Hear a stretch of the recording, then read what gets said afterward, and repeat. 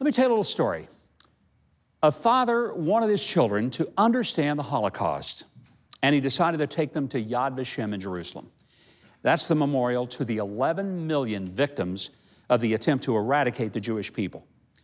Though concerned that his 11-year-old daughter was really young to view the horrific scenes depicted in Yad Vashem, he determined that, well, she could always be taken out of the experience if it became too traumatic.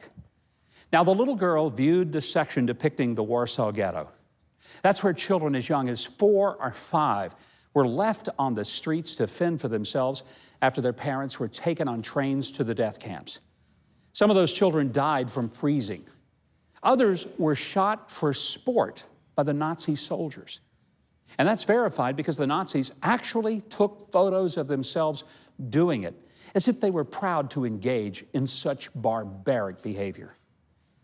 The little girl gazed at the photos from the death camps like Dachau, Bergen-Belsen, and Auschwitz-Birkenau.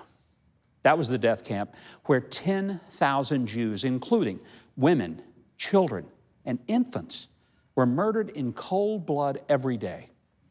And when the crematoriums couldn't handle the numbers, the Nazis took Jews by the thousands to large pits dug into the ground, and they shot them in mass, then pushed their bodies into the pit until another group could be shuttled to the site.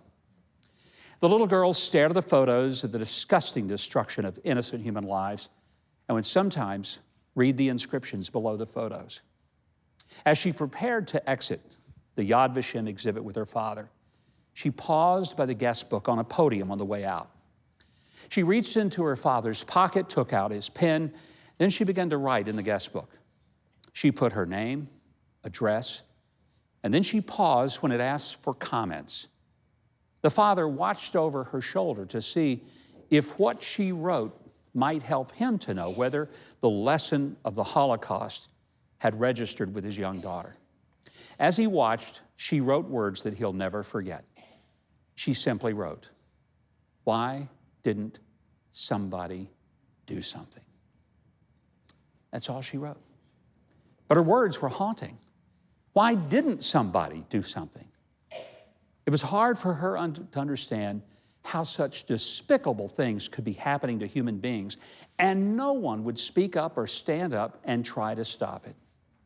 She put the pen back into her father's pocket, and she didn't speak for several hours.